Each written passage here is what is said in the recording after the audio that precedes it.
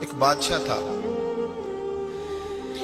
بادشاہ جو ہوتے تھے ان کے اپنے اپنے مزاج ہوتے تھے.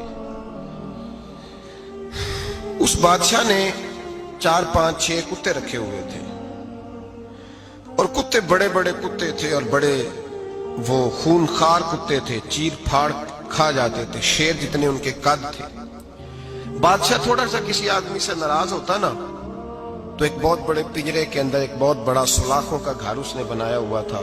اس میں کتے ہوتے تھے اور کتے کو جب باندھ کے رکھا جاتا ہے تو زیادہ زہریلا ہو جاتا ہے, وہ زیادہ اس کے اندر کرواہٹ آتی ہے, زیادہ کاٹتا ہے.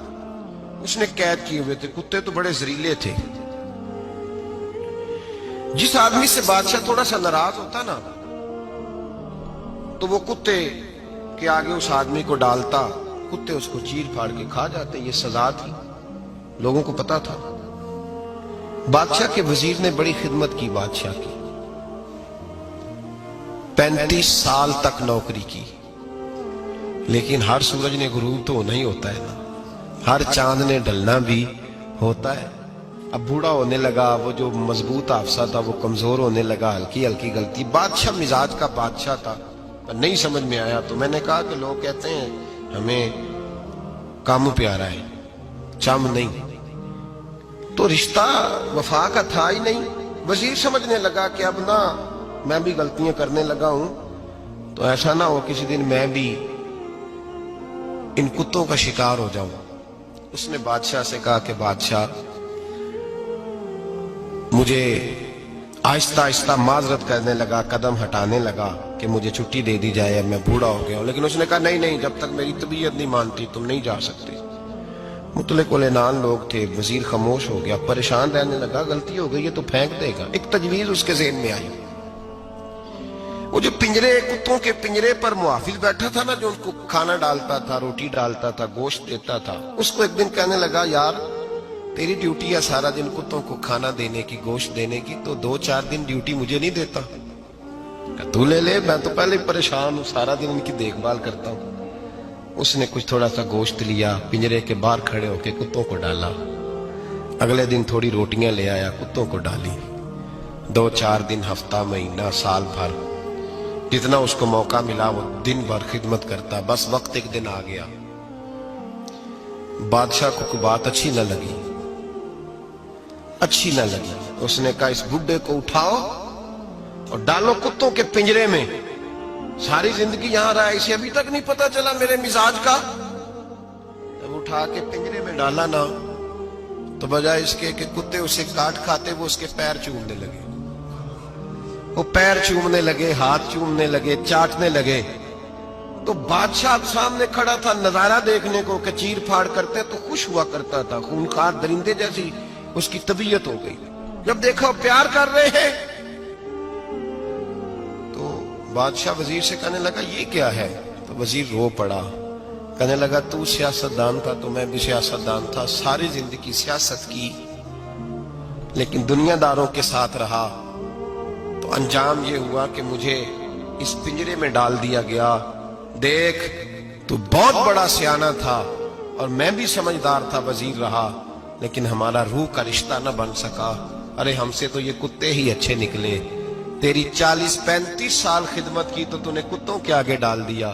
انہیں تو چند مہینے روٹی ڈالی ہے, میرے وفادار ہو گئے.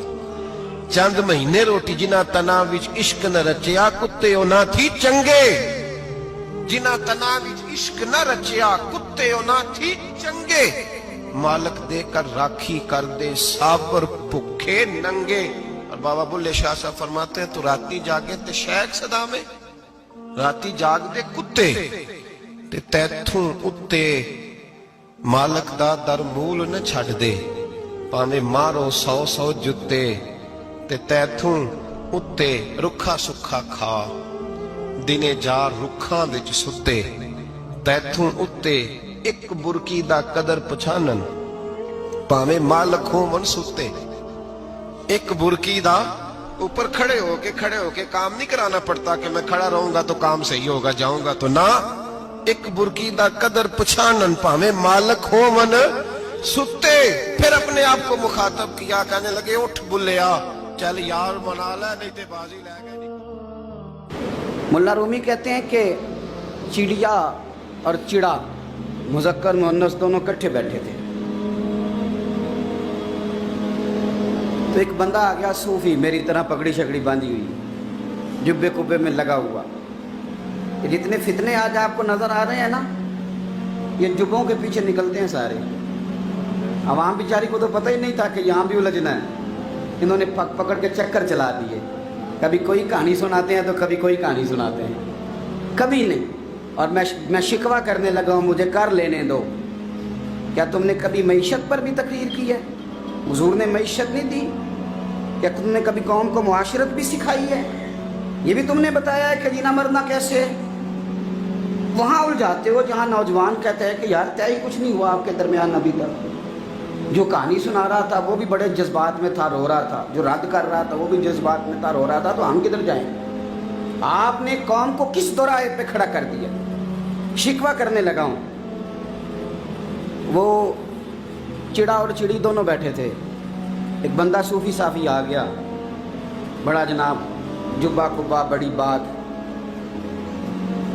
तो चिड़िया चिड़े से कहने लगी उड़ जाएं, ये शिकारी ना हो। तो चिड़ा कहने लगा नहीं, शिकारियों का लिबास और होता है, ये तो दरवेशों का लिबास है, रहने दो, बैठे रहते हैं। उसने बड़ा समझाया चिड़िया ने, पर चिड़िया की बात मानता भी कोई नहीं ना। कभी कभी मान जाए करे, फ़ायदा होता है। अब चिड़िया की माने कौन? चिड़िया को तो लोग छोटा जानते हैं। तो वो चिड़ा बैठा रहा, पर वो बंदा आया। आए हाय, आप यकीन करें, लोग मेरे पास आते हैं तो वली समझ के आते हैं। वो जो मेरे पास वली समझ के, दरवेश समझ के आया, उसे सवाब मिल गया। लेकिन अगर मैंने धोखा किया तो क़यामत में मेरी सज़ा बढ़ जाए। मुझसे मेरा रब पूछ लेगा, वो तो ठीक था, वो तो तेरी पगड़ी दाढ़ी देख के आया था, तू अपनी बात बता, तेरे अंदर क्या था?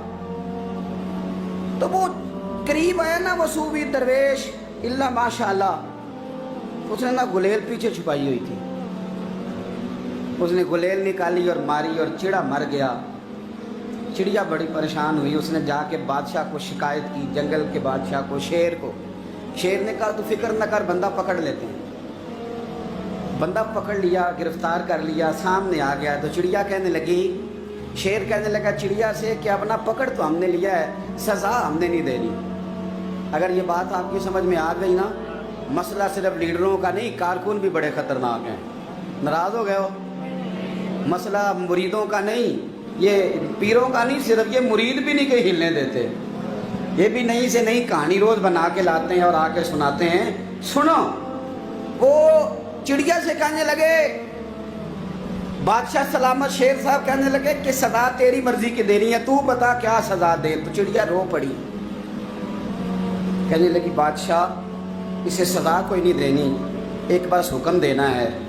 उसे कहा वो क्या? तो वो कहने लगी इसे हुक्म करें, अगर इसने शिकार करना है तो लिबास भी शिकारियों वाला पहने। इसने लिबास सूफियों वाला पहनना है और अंदर से शिकारी है। बस इसे हुक्म करते हैं कि इसने शिकार करना है तो लिबास भी। अल्लाह करे आपकी समझ में बात आए। और सियासतदान, तूने लिबास पहन लिया है, खिदमतकार है तू शिकारी। और ब्यूरोक्रेट, ओ ताजर, तूने लिबास पहन लिया है, खिदमतकार, तू शिकारी है। ओ बहुत बड़ी जगह पे बैठे हुए अफसर, तूने लिबास पहन लिया है एक बहुत बड़े अफसर का, एक महकमे को संभालने का, और अंदर से तू रिश्वत खाता है, शिकारी है। और दरवेश साहब, मौलवी साहब, और बड़े काम में लूटने के लिए दरवेश बन के तो ना लूट। आपकी तबीयत के अंदर दौलत से बेजारी, हजरत अबू दरदा, हजरत अबू मूसा अशरी, हजरत अबू हुरैरा रदी अल्लाह तआला अन्हु, ये समझ ले उनके क्लास फेलो थे, उनके साथ पढ़ा था इन्होंने। हजरत अबू ज़र गिफारी इन पर भी जलाल करते। आप यकीन करें कि तबीयत ना ऐसे कैफ में आ गई इनको पढ़ के। इनको पढ़ा जब कुछ दिनों से, तो कुछ अनोखा, ये अनोखी वजह है, सारे जमाने से निराले हैं ये बंदे। कौन सी बस्ती के यार अब रहने वाले हैं, ये किस तरह के लोग हैं, क्या सोच है। हजरत अबू दरदा रदी अल्लाह तआला अन्हु के घर के करीब से गुजरे तो हजरत अबू दरदा मकान बना रहे थे। क्या जुमला कहा, तड़प गई रूह। फरमाने लगे अबू दरदा, तुझसे मुझे ये उम्मीद नहीं थी यार, فرمایا کیا ہوا؟ فرمانے لگے اب تیرا مکان بنانے کے لیے بھی اللہ کے بندوں کی پشتوں پر اینٹیں رکھی جائیں گی. تیرا مکان بنانے کے لیے رب کے بندوں کی پشتوں پر اینٹیں تیرے لیے. حضرت ابو دردہ نے گردن جھکا لی. فرمایا یار جہاں تو ہے نا تو بالکل ہی ٹھیک کہتا ہے. کیوں؟ میرے نبی پاک صلی اللہ علیہ وسلم نے فرمایا اس زمین کے اوپر اور آسمان کے نیچے ابو ذر غفاری سے سچا بندہ کوئی نہیں, ان سے زیادہ سچا کوئی نہیں. فرمایا تو ٹھیک کہتا ہے یار, صحیح کہتا. حضرت ابو موسیٰ اشعری رضی اللہ تعالیٰ عنہ کو گورنر بنا دیا گیا عراق کا. اب حضرت ابو موسیٰ اشعری صحابہ میں ایک بڑے جلیل القدر صحابی ہیں, اور ان کی عظمتیں, رفتیں, بلندیاں کیا کہنا, بڑی گہری دوستی تھی. لیکن جب وہ گورنر بن گئے نا تو آپ نے فرمایا بس بھئی اب تو نے عہدہ لے لیا ہے, یہ بندے کو ٹھیک نہیں رہنے دیتی چیزیں, اب تو عہدے میں چلا گیا. بڑی مدت کے بعد ملاقات ہوئی حضرت ابو موسیٰ اشعری کے ساتھ. وہ دوڑ کے آئے حضرت ابو ذر غفاری کے گلے ملنے, میرا بھائی میرا بھائی. فرمایا پیچھے ہٹ جا, میں نہیں تیرا بھائی, تو گورنر ہے, میں غریب آدمی ہوں, اپنا کام کر. پھر دوڑ کے آئے. فرمایا ابو ذر تو میرا بھائی ہے یار, اکٹھے پڑھتے تھے حضور. فرمایا نہیں جا, تو نہیں میرا. پھر آئے. جانتے تھے نا یہ سچا بندہ ہے, یہ سچا بندہ ہے, یہ تقریروں والا نہیں, صرف وعظوں والا نہیں, اس کے اندر بھی بڑی سچائی ہے. قریب آئے, آ کے کہا یار تو میرا بھائی ہے, میرے سینے لاگ. فرمانے لگے تو تیسری بار آیا ہے, مومن ہے, میں منہ نہیں موڑ سکتا, پر پہلے مجھے بتا گورنر بننے کے بعد تو نے مکان کتنے بنائے, باغ کتنے لگائے, چکیاں کتنی لگائیں, کتنے تو نے چیزیں بنائی ہیں, پہلے بتا. تو حضرت ابو موسیٰ اشعری نے ان کا ہاتھ پکڑا, رونے لگے. کہنے لگے جس محبوب سے تو نے تربیت لی ہے میں بھی انہی کا نوکر ہوں, جن کپڑوں میں میں عراق گیا تھا میرے آج بھی وہی ہیں. یار کیا بات کرتا ہے تو, میرے وہی ہیں. مجھے بتا اگر یہ عہدے خدمت کے ہم نہیں لیں گے تو پھر کیا ظالموں کو دیں گے, غیروں کو دیں گے؟ نہ کر, کچھ نہیں بنایا. حضرت سیدنا ابو موسیٰ اشعری رضی اللہ تعالیٰ عنہ روئے, اور جب کہا نا کوئی شے نہیں میرے پاس, تو فرمایا اچھا چل آ جا, پھر سینے لگ جا, تو واقعی میرا بھائی ہے. پھر حضرت ابو ذر غفاری نے محبت فرمائی. وہ درویشی, وہ فقیری, وہ سادگی, وہ نورانیت, وہ دل کے ساتھ اندر. ہمارے تو بہت سارے لوگ ہیں جو کہتے ہو کہاں لے جانا ہے مال, کیا ضرورت ہے مال کی, ہر وقت مال کی مخالفت کرتے ہیں, لیکن دل ان کا کہتا ہے کہ آئے صحیح, کسی طریقے سے پہنچے صحیح. حضور نے فرمایا بعض لوگوں کی زبانیں شہد سے زیادہ میٹھی, دل بھیڑیے سے زیادہ خطرناک. اوپر سے کہہ کچھ رہے ہیں, اندر حالات کچھ اور ہیں. لیکن حضرت ابو ذر غفاری رضی اللہ تعالیٰ عنہ دوری دولت سے, آپ فرماتے کیوں ہیں لوگوں کے پاس مال, کس لیے اتنا مال جمع کیا ہے, کیا ساری غریبی ختم ہو گئی؟ اور اگر آپ نے ابھی تک ہمارا چینل سبسکرائب نہیں کیا تو فوراً سبسکرائب کیجئے, ساتھ ہی بیل آئیکن پر کلک کریں تاکہ مزید آنے والی ویڈیو ہے وہ آپ کو وقت پر ملتی رہیں. اللہ حافظ.